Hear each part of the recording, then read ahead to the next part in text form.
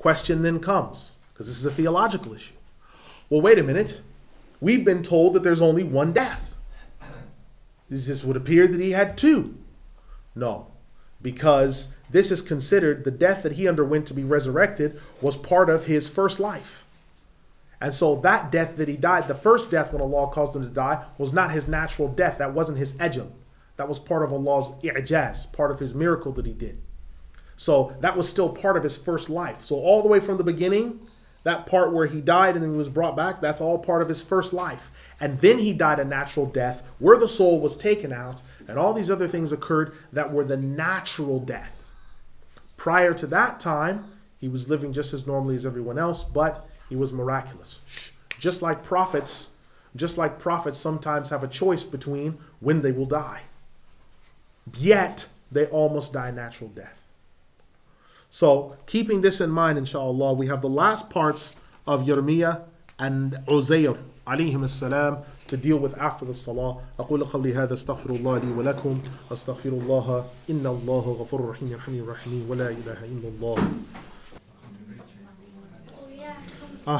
طيب. Inshallah, I'll begin now.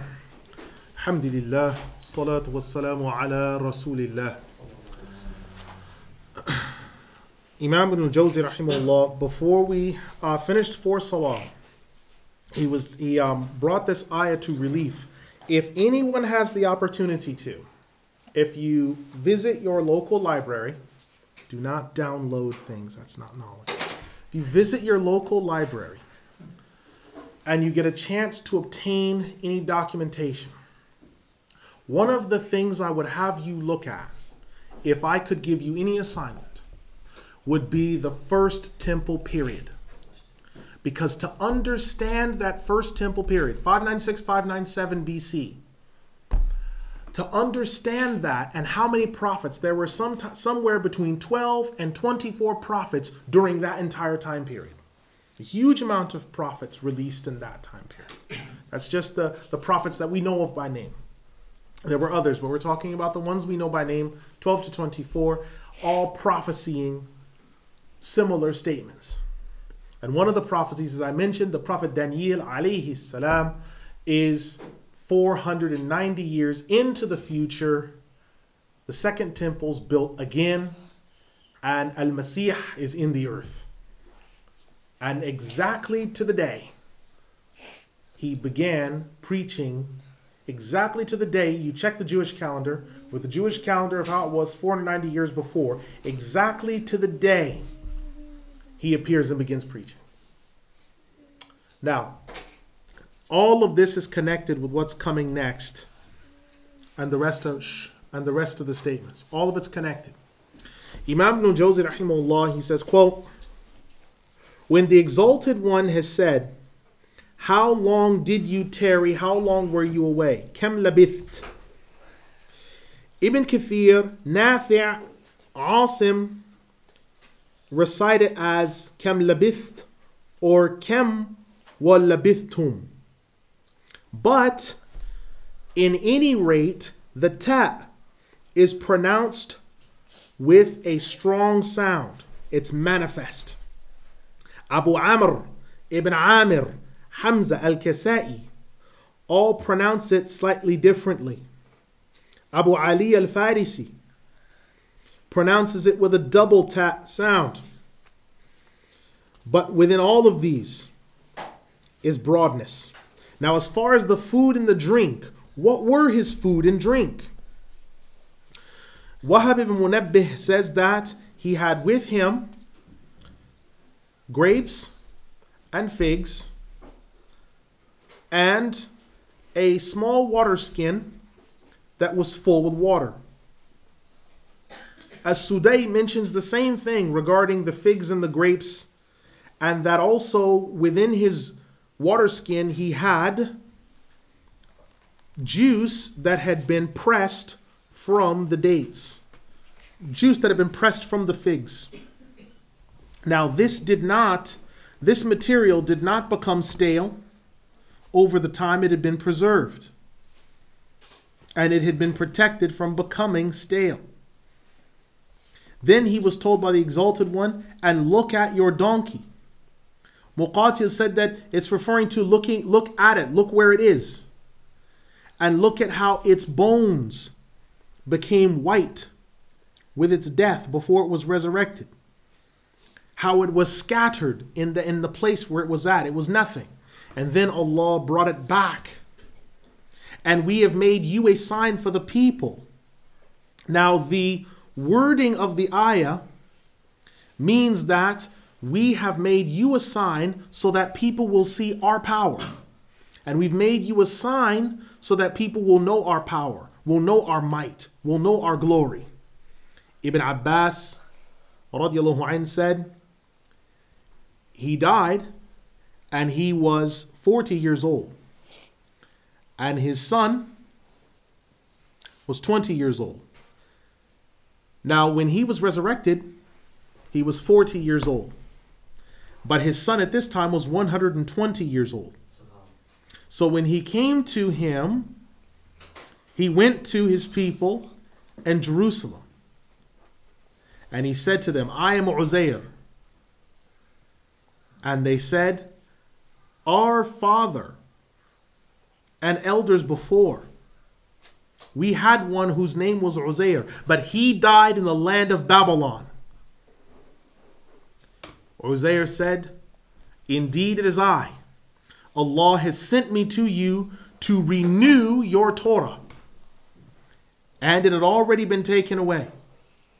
And they didn't have anything to read. So he dictated the Torah to them. Close quote. Now this is a very important point. This is another reason why for study it's good to know. When Nebuchadnezzar sweeps down from Babylon, devastates that entire area, the Ark of the Covenant, which has the original tablets, the amama of the prophets Musa and Harun, the staff, the manna, the salwa, these things inside of it goes missing.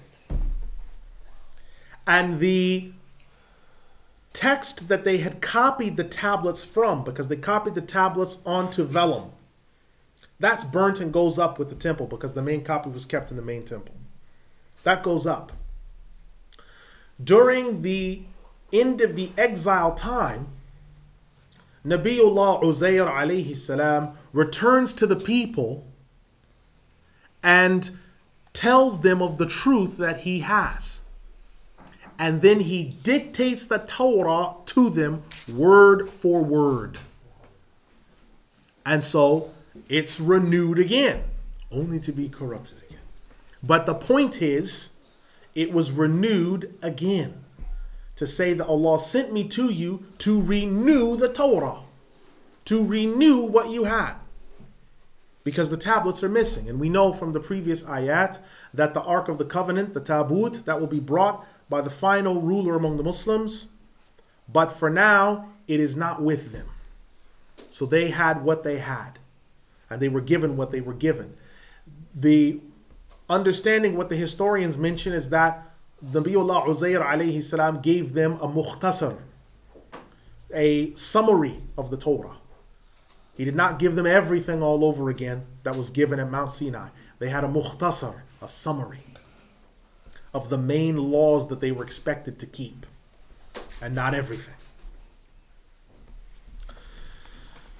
Imam Ibn Al-Jawzi rahimahullah, he says, quote, and when Allah the Exalted said, and look at the bones, meaning the bones of yourself, O Uzair, and the bones of your donkey, and both your bones and your donkeys all together. Look at how we clothe them. This means how we gave them life. Allah causes the dead to come to life and clothes their bones with flesh. So, the living are raised one to another and given flesh on their bones. The dead are brought into the living. And this is how the resurrection occurs. So the Exalted, when he says, so when that was made clear to him, meaning that the dead will be resurrected without any doubt, and how it was done. He said, indeed, I know. The expression I know means that not that he didn't know it before, but it means that he witnessed it directly. He had first-hand experience of it. And this is this ilmu mushahida, the direct experience, by having undergone it or seen it one's self. And it is for this reason that the matter was mentioned thusly. Now, when he came down by himself into that city and he died, Allah addressed him and spoke to him. We remember this from when Allah had said to Ibrahim, and when Ibrahim said, Lord, show me how you will resurrect the dead. We look at the statement and we examine it. Close quote. So what he's doing now is at the end of the statement, he's showing us two examples of resurrection. The first example of resurrection that he's showing you is Nabiullah Uzair and Yirmiyah alayhim as-salam. Now he's going to give us a second prototype of what the resurrection is like. Now we have a third prophet asking, show me the signs of the resurrection. So it shows us that Allah subhanahu wa ta'ala, remember in the early parts of Surah Al-Baqarah, the angels asked Allah questions. So asking questions is not impermissible. It depends on why the question is being asked, the intention behind it. These prophets are asking Allah subhanahu wa ta'ala questions to glorify Him because they want more of this knowledge. So they have direct experience of it. Just as when the Prophet Musa alayhi salam said to Allah, show me so I can look at you. Because this was out of glory. Because he'd been speaking to Allah for 40 days and 40 nights. So now we look at the Prophet Ibrahim alayhi salam and what happens. And Imam Ibn Al-Jawzi, he quotes the ayah in which he said, وَإِذْ قَالَ إِبْرَاهِيمُ رَبِّ أَرِنِي كَيْفَ تُحْيِي الْمَوْتَى قَالَ أَوَلَمْ تُؤْمِنَّ قَالَ بَلَى وَلَكِنْ لِيَطْمَئِنَّ قَلْبِي قال فخذ أربعة من الطير فصرهن إليك ثم اجعل على كل جبل منهن جزءا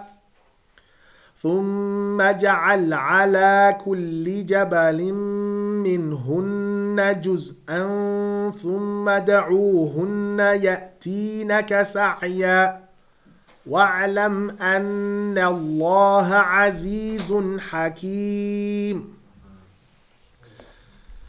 And when Ibrahim said, my Lord, show me how you will resurrect the dead. He said, do you not believe? He said, indeed, but so that it might give my heart tranquility. He said, so take 4 birds and cut them up and slaughter them. Gather them. Then put on every mountain a part of them. Then call them to you and they will come quickly, running ahead. And know that Allah is Almighty, All-Wise. Surah Al-Baqarah, ayat 260. When the Exalted One said, and when Ibrahim said, Lord, show me how you resurrect the dead, the reason for his question had to do with 4 events that occurred. One is that he saw a dead body that had been taken away and was being consumed by predatory animals and by worms and the like. And he asked this question. This is the statement of Ibn Abbas, Al-Hasan, Qatada ibn Da'ima, Al-Dahaq, Ata al-Khurasani, Ibn Jurayj al-Muqatil. Now, what exactly did he see in this death that triggered the question? Well, one is that he had seen a dead man, as mentioned by Ibn Abbas. Secondly, that he'd also seen the carcass of a donkey, as said by Ibn Jurayj al-Muqatil. And thirdly, there was also a dead whale, as mentioned by Ibn Zayd. The second reason why he asked the question is that when Allah had given him the good news of taking him as a Khalil, a close companion, He asked this question so that he might know whether or not his glad tidings that he received was true, because he could then ask Allah anything, as mentioned by As-Sudai and narrated from Ibn Mas'ud, Ibn Abbas, and others. It is narrated from Sa'id ibn Jubayr that when he was given the glad tidings that Allah had made him his Khalil, he said, "What is the sign that I have been made your Khalil?"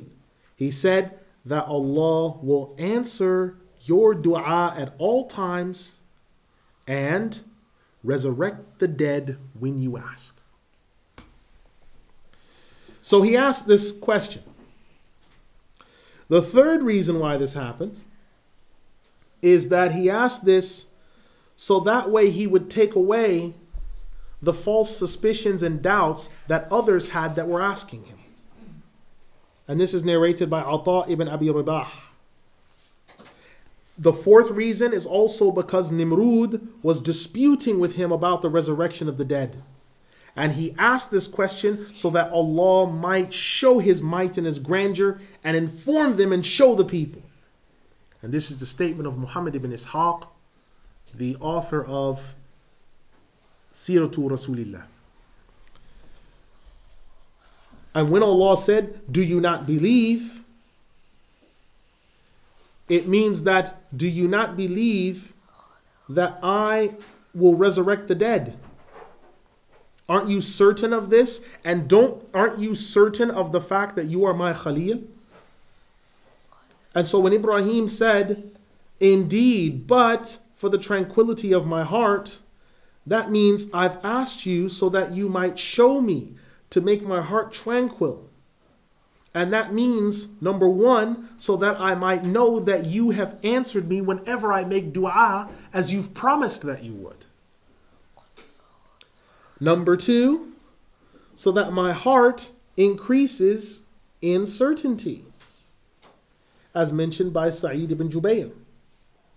Al-Hasan has said, the Prophet Ibrahim alayhi salam was certain, but the news that he was given, he'd never seen, so he wanted to see it himself. Thirdly, that my heart can be certain of the close relationship that we have, as mentioned by Ibn Jubayr. And fourthly, that his heart might receive glad tidings that he's seen the resurrection of the dead, because he's witnessed it himself. So, his heart felt calm and comfort when he saw the resurrection of the dead. And when his question was answered, he felt at peace. And he had no doubts left. And he said, "Show me how you resurrect the dead." And it means, how you shall resurrect the dead. Close quote. So what this is showing us then is the Prophet Ibrahim alayhi salam is asking Allah subhanahu wa ta'ala, show us how you're going to resurrect the dead. Not because he doesn't believe in it, but because he was given those gifts. I will answer your dua when you call on me. And I will answer your dua when you call upon me. And I will resurrect the dead in front of you so that you might know. So all of these things were given as signs. So all of these things were given as signs. Now, one of the things that's important, finally, to understand all of this in perspective is this. When you look at what was said to the Prophet Ibrahim alayhi salam, and he sees the resurrection signs,